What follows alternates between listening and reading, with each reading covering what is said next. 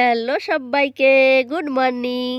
কেমন আছো সবাই? আশা করছি সবাই ভালো আছো। আমার নতুন আরেকটি ভিডিওতে তোমাদের সবাইকে স্বাগত জানাই। এইখানে আজকে একদম সকাল সকাল চলে এসেছি উপরে কাপড় মেলতে। এখন বাজে 6:30। জানো তো আজকে সকাল সকাল ঘুম থেকে কেন উঠেছি আর এত সকাল সকাল কাপড়ই বা কেন মেলছি? আসলে রোদে তো আর কাপড় দুপুরবেলা দেয়া যায় না। দুপুরবেলা মানে কি 10টার পরে থেকে আর ছাদেই আসা যায় না, তো কাপড়গুলোও রোদে নষ্ট হয়ে যাবে। আর তখন দেওয়া আমার মনে হয় ঠিকও না আর কি।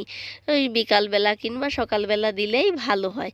আর আজকে মেন যেটা ব্যাপার হচ্ছে সেটা হচ্ছে আমি সকালবেলা ওই ডাস্টবিনের বালতিটা ভরে গেছিলো, সেটা রাস্তায় আর কি সকাল 6:30টায় আর কি সিটি মারে, তখনই চলে যেতে হয়। গাড়ি আসলে সবাই যায় আর কি। তো তার জন্য আমি আজকে 6:30টার আগেই আর কি উঠে গেছি, বলতে পারো 6টায় উঠে গেছি।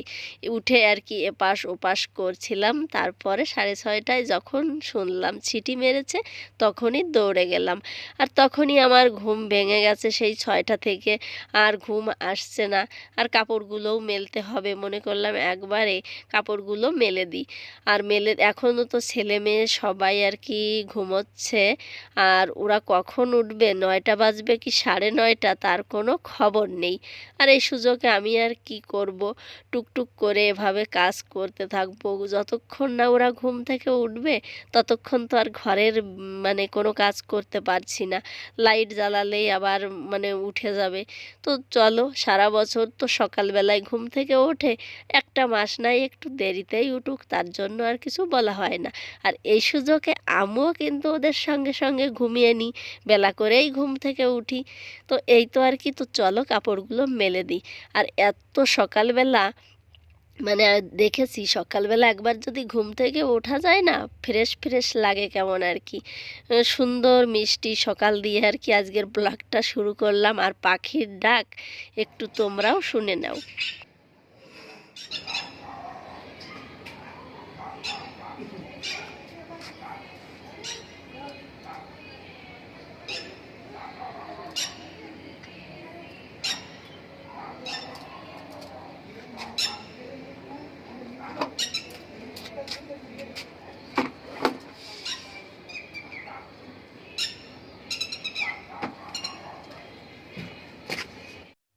অনেকক্ষণ পরে দেখো একদম ফ্রেশ ট্রেশ হয়ে তারপরে সকালবেলার জন্য আর কি খাওয়া দাওয়ার জোগাড় হচ্ছে আর কি। তো ছেলে মেয়ের জন্য রুটি করেছি, আমি ভেবেছিলাম পরোটা ভেজে খাবো আর কি, লঙ্কার আচার দিয়ে। কিন্তু মনে হলো গরমের যে ভাব, পরোটা তেলের জিনিস খাবো না আর কি। তারপর ওভাবে রুটিই করে নিলাম আর কি, লঙ্কার আচার দিয়ে খেয়ে নেবো। আর এই যে ক্যাপসিকাম আর আলুর সবজি, ওটা দিয়ে ছেলে মেয়ে খেয়ে নিয়েছিল। তারপরে দেখো খাওয়া দাওয়া হয়ে গেছে আমাদের। আর এই যে চলে এসেছি আর কি নিচেই। ওই একটা রুটি খেয়ে আজকে আর মনে হচ্ছে না দুপুরবেলা আমার মানে খাওয়া লাগবে। কয়েকদিন ধরেই দেখছি এরকমের হচ্ছে, সকালবেলা কিছু যদি একটু খাচ্ছি না, কেমন যেন পেটটা ভার ভার হয়ে থাকছে। তারপরে এই যে বেডটাকে ঝেড়ে ঝুড়ে গুছিয়ে নিয়ে তারপরে নিচেই আর কি ঝাড়ুটা মেরে নিচ্ছি। তো ফোনটা আর কোথাও রাখার জায়গা পেলাম না আর কি। তো এভাবে হাতে নিয়েই আর কি ঝাড়ুটা মেরে নিচ্ছি। আর তোমাদেরকে একটু দেখাচ্ছি যে এই যে আমি ঝাড়ুটা মারছি আর কি। আর এই যে দেখো কত কিছু ঝাড়ু মারতে গেলে যে পাওয়া যায়, মানে নিত্য নতুন জিনিস এভাবেই ঝাড়ু মারতে গেলে আমার ঘরে পাবো আর কি। আর চপ্পল, ওগুলো তো বেডের নিচের থেকেও বেরোয়, আবার মানে কোথায় কোথায় থাকে বুঝতে পারি না। যখন যেটা পায় সেটা ছেলে মেয়ে পায়ে দিয়ে চলে যায়, আর যেটা না পায় সেটা আর খোঁজে না, আমাকেই খুঁজতে হয়। আর এই যে এদিকে ম্যাশিংয়ের উপরটাকেও ভালো করে ঝেড়ে টেড়ে আর কি এভাবে রেখে দিলাম। জলের বোতলগুলো ভরে নিয়ে চলে এসেছি উপরে। আর এই গরমের সময় কিছু খেতে দেওয়া না দাও, একটু ঠান্ডা জল দিলেই মানে মনে হয় কি কি শান্তি।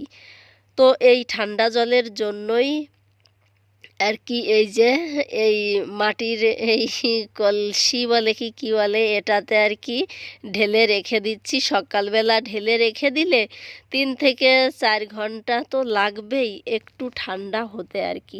ফ্রিজের জল তেমন একটা আগেও বলেছি খাই না আর কি, কিন্তু এবার যে মারাত্মক গরম, এই গরমে এই মানে ফ্রিজের জলও লাগছে, মানে দুটো মিক্স করে খেতে হচ্ছে। আর এভাবে এই যে বেঁধে রেখে দিলাম। অনেকক্ষণ পরে দেখো চলে এসেছি রান্না করতে, আর উপরের কাজগুলো আমি সেরে নিয়েছি, তোমাদের সঙ্গে আর শেয়ার করা হয়নি গো। কারণটা গরম বেড়ে যাচ্ছে, তাড়াতাড়ি আমাকে রান্না করে এইখান থেকে সরতে হবে। তো দেখো আজকে রান্না হচ্ছে ট্যাংরা মাছ, আর একদম দেশি ট্যাংরা, মানে তরতাজা ট্যাংরা যদি এরকমের হয় না, যেভাবে রান্না করবে সেভাবেই খেতে ভালো লাগে। এখানে জিরে বাটা, কাঁচা লঙ্কা বাটা, সরিষার তেল, নুন হলুদ দিয়ে এভাবেই আমি করছি। আর তেলের উপরে একটু জিরা ফোড়ন দিয়ে দিলাম, না দিলেও হতো আর কি। আর দেশি ট্যাংরার স্বাদটাই কিন্তু অন্যরকম, অন্য মাছের সঙ্গে এটার কোনো তুলনাই হয় না। যেভাবে রান্না করবে সেভাবেই খেতে ভালো লাগবে। জানি না আমার কাছে তো ভালো লাগে, কার কাছে কেমন লাগে। হ্যাঁ, কেউ হয়তো ছোট মাছ পছন্দ করে না, তাদের হয়তো ভালো লাগবে না। আমার মতো ছোট মাছ লাভার যারা, তাদের তো অবশ্যই ভালো লাগবে খেতে। আর এর পেটে কিন্তু ডিমও ছিল আর কি। আর এই যে গরম গরম বলতে থাকি না, এখন আমি ভিডিও এডিট করছি মানে ফ্যান সব কিছু বন্ধ করে, মানে মাথা থেকে পা দিয়ে টপ টপ করে ঘাম পড়ছে আর কি। তো সব যেখানেই যাব গরম গরম, মানে এই গরম যতদিন থাকবে মুখ দিয়ে শুধু গরম গরমটাই বেরোবে। আর ওইখানে কড়াইয়ে আমি ভেন্ডি সিদ্ধ করে নিলাম, অনেকে ঢ্যাঁড়স বলে, তো যার যার জাগার ভাষা আর কি। আর দেখো শুকনো লঙ্কা ভাজি করছি, ভাবছো তোমরা অতটা তেল দিয়েছি কেন আমি? আর তেলটা কি আমি নষ্ট করব? একেবারেই না কিন্তু। আর অতটা তেল দিয়ে ভাজি করার কারণটাও আছে, আমার মতন যাদের অ্যালার্জির প্রবলেম আছে তাদের জন্য এই টিপসটা অবশ্যই কাজে লাগাতে পারো। শুকনো লঙ্কা ভাজার সময় কম বেশি সবারই কিন্তু একটু আধটু কাশি হয় আর কি, ওর যে ইটা বেরোয় আর কি, তাতে ভালো মানুষেরও কিন্তু সেই কাশি শুরু হয়ে যায়, সর্দিও লেগে যায়। কিন্তু এভাবে তেল একটু বেশি দিয়ে ভাজি করে দেখবে, একদমই কিচ্ছু হবে না আর কি। অনেকে আছে কিন্তু এই ভেন্ডির ভিতরে আবার কাঁচা পেঁয়াজ কুচিয়ে দেয়, আমার কিন্তু সেটা ভালো লাগে না। তো এই যে রান্না বাড়া দেখতেই পাচ্ছ, কালকের ডাল মাখনি রাত্রে সেটাও বের করে নিয়ে এসে গরম করে নিলাম।